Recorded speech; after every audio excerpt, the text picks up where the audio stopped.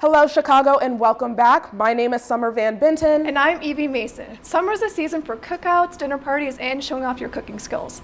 But even for the best hosts, they can still make mistakes in the kitchen.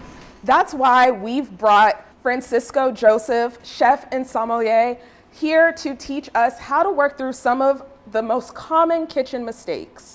Thank you so much for being here, Cisco. Absolutely my pleasure, y'all. When you're planning a summer menu, what is your go-to approach? Honestly, I wanted to pick things that are going to be very light and airy, but still give you some of those more savory components. So what we decided to do today is going to be kind of a classic summer steak and salad with some elements from the garden, a little bit of crostinis on the side.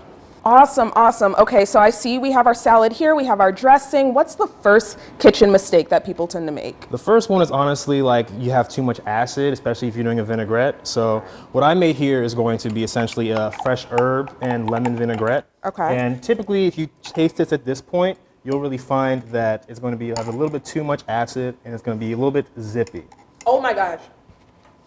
Cisco, if we were to share this with any of our friends, we would not be able to, we can't serve this. Yeah, it's a little bit much right now. Oh my goodness. The tip that I'll always have for this is to add some either fat, something rich that has some creaminess or texture. It won't take away from the flavor profile you're going for, but it'll be nice and light. So what I have here is tahini and Greek yogurt. Okay. You can take some of your pre-mixed vinaigrette, add it right in, mix it up, and you get kind of a fresh green goddess meets salsa verde.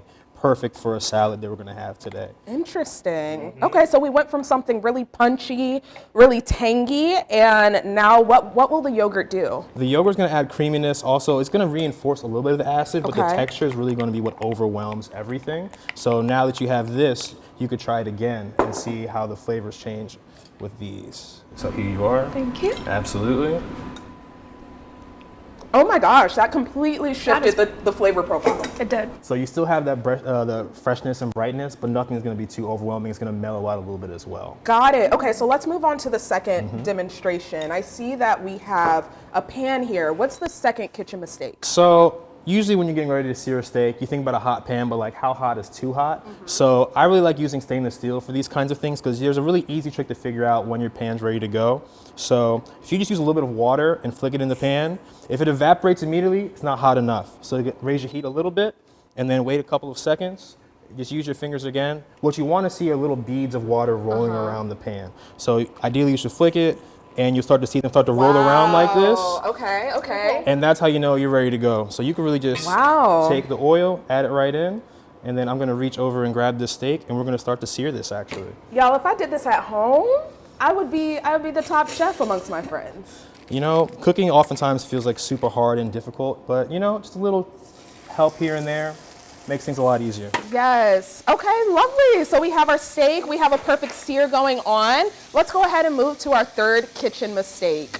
Typically we have our steak, it's done, it's finished, but people like to hop right in. You recommend elsewhere, right? Okay. So you have taken all this work and effort to make a really beautiful steak, but if you cut into it too early, all the juices are gonna run out. Right. So here we have a steak that we cooked a little bit earlier, like TV magic, and it's been rested. Usually I like to say rest for as long as you've cooked it. Yeah. So then once you do cut into it, you end up with a product like this. Oh my gosh, my tummy. And if you were to zoom into it, it's still nice and moist, really easy, juicy still. Oh my gosh. It's going to really keep the texture we want. Let's go ahead and bite right into this. All right, there you go. How delicious. Oh my gosh, that's perfect. Much appreciated. That is so good. Thank you so much, Francisco. Absolutely. Thank you. Okay, before we close out today, Evie and I wanted to run you through some rapid fire kitchen hot takes. Of course. And see what your thoughts are. Okay, so right. we're only gonna give you 30 seconds. All right, got 30 seconds. All right, you ready? Yes. Great. How important is it to prep your ingredients before cooking? Extremely important. You could talk and do things like host while you're actually doing the final stages. So having things prepped out, ready to go, easy access is crucial. It's mise en place in kitchens, but just prep your stuff. Okay, true or false, well-done steak isn't a crime. Honestly, eat what you want. I don't want to tell anyone how they're supposed to enjoy things, but a well-done steak, if you want to have it that way, enjoy it that way. It happens all the time, and I have no problem with it. Should you wash your rice? Ooh, it depends on the rice you use. So if you're using things like long grain or basmati, I think a wash is extremely helpful. I use a brand called Calrose. It doesn't require it. Some people might think that's wrong, but for me it works. Cisco, it looks like we've run out of time, but thank you so much for coming. I really appreciate it. I'm extremely ready to host dinner with my friends.